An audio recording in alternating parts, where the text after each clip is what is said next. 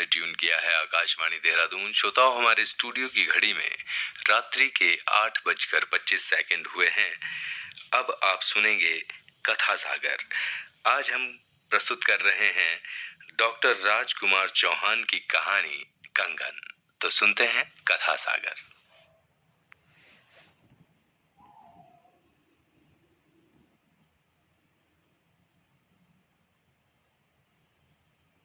बात दिसंबर 2007 की है।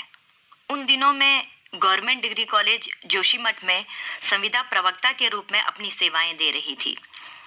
कॉलेज में शीतावकाश की चर्चा हो रही थी। तय हुआ कि 28 दिसंबर से शीतावकाश होगा। मैंने भी फटाफट अपना सामान बांधा और देहरादून आने की तैयारी करने लगी।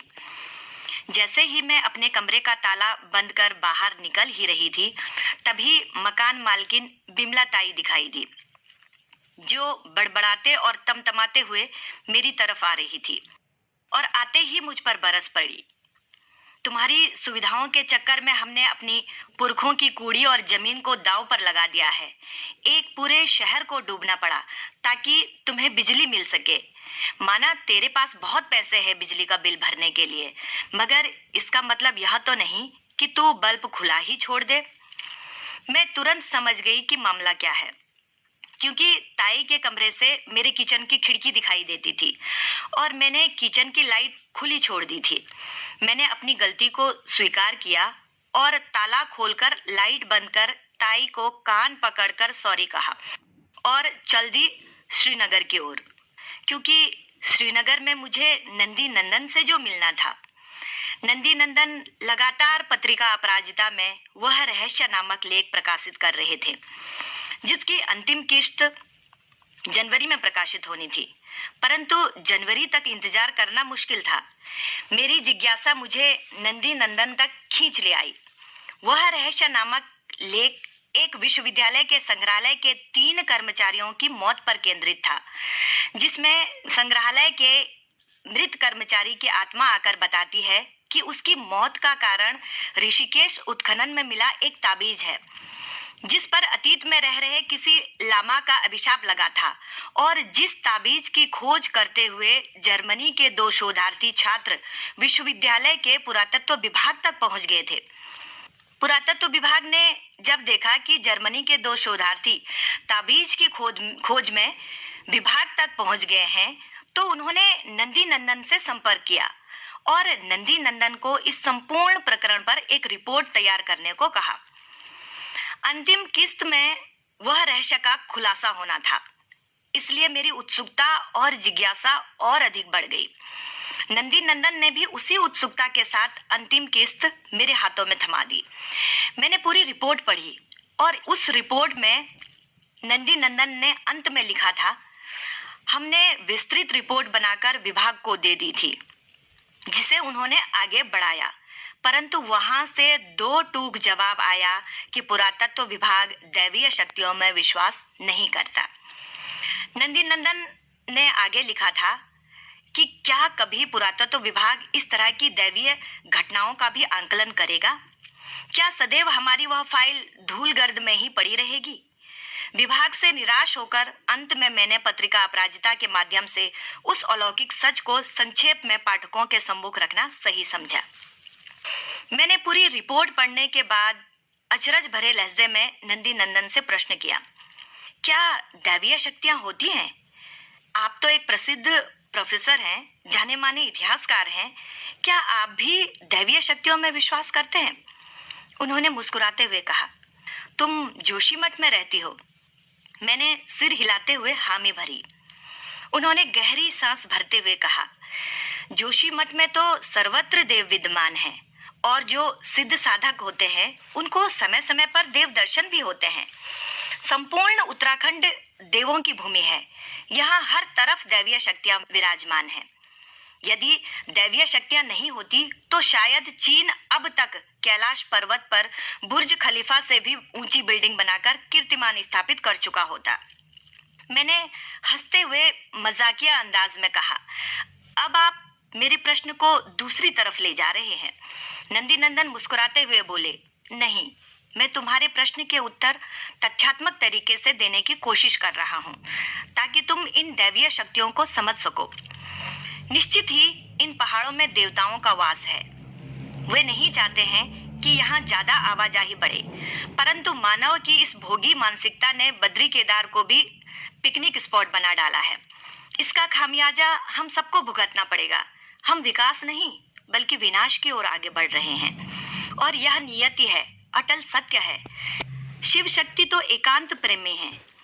प्रलय लाकर वह संकेत दे रहे हैं, परंतु मानव शायद इस संकेत को समझने में असमर्थ है। क्या तुम जानती हो, 9वीं या 10वीं सदी के आसपास जब राजधानी होने के कारण जोशीमठ में आवाजाही बढ़ने लगी थी, तो राजा को नरसिंह जोगी ने विवश किया था कि वह धर्म भूमि में स्थित राजधानी ज्योतिर्मठ को छोड़कर वीर भूमि कत्यूर को चला जाए। और तुम्हें मैं यह भी बता दूं कि नरसिंह मंदिर जोशीमठ के भीतर जो प्रतिमा स्थापित है वह कुमाऊं से लाई गई है और इस प्रतिमा के बारे में एक अनुश्रुति है कि जब इस प्रतिमा के हाथ का कंगन नीचे गिर जाएगा तो बद्रीनाथ का अस्तित्व खत्म हो जाएगा। मैंने उनसे उत्सुकता भरे शब्दों में प्रश्न किया, कंगन? कैसा कंगन? नंदी नंदन मुस्कुराते हुए बोले, जोशीमठ में नरसिंह भगवान की जो प्रतिमा स्थापित है उनके हाथ में एक चूड़ीनुमा वस्तु है जो धीरे धीरे नरसिंह के हाथ से छूट रही है और ऐसी मान्यता है कि जिस दिन यह चूड़ीनुमा वस्तु जमीन पर आ गिरेगी उसी दिन बद्रीनाथ का अस्तित्व खत्म हो जाएगा, क्योंकि उस दिन नर नारायण पर्वत आपस में मिल जाएंगे और बद्रीनाथ धाम अगम्य हो जाएगा। और संभवतः शायद इसी आशंका के चलते भविष्य बद्री विकसित हो रहा है। यह सब दैवीय शक्तियां ही तो है, क्योंकि ईश्वर को पसंद नहीं कि कोई उनके स्थान से छेड़छाड़ करे। जोशी मठ की स्थिति को देखकर आज नंदी नंदन की बातें पुनः मानस पटल पर दौड़ रही हैं। हमें 2013 की केदारनाथ आपदा को भी नहीं भूलना चाहिए। धारी माँ भी उनके थाट से छेड़छाड़ करने पर क्रोधित हो जाती हैं। धारी देवी ने अपने ऊपर कभी भी छत नहीं बनने दी। यदि कभी छत बनाने का प्रयास किया गया तो उन मजदूरों के साथ अनहोनी हुई। और यह हम सबको भलीभांति विदित है कि जिस दिन जल विद्युत परियोजना के तहत धारी देवी को अपलिफ्ट किया गया, उसके बाद पूरी दुनिया ने विनाशकारी प्रलय देखा। आज भले ही नंदी नंदन इस दुनिया में नहीं है, परंतु उनके कहे एक एक शब्द सोचने पर विवश करते हैं। आज 14 बरस बाद मेरा पुनः जोशीमठ कॉलेज जाना हुआ। रास्ते में चौड़ी चौड़ी सड़कें देखकर मन गदगद हो उठा, परंतु चारों तरफ खुदे पहाड़ मानो अपनी व्यथा, अपनी कथा बता रहे हों। जोशीमठ पहुंचते ही बिमला ताई को ढूंढने गई तो पता चला कि उनको घर खाली करने का नोटिस दिया गया है। वह घर जिसके लोन की किस्त आज तक बिमला ताई भर रही थी।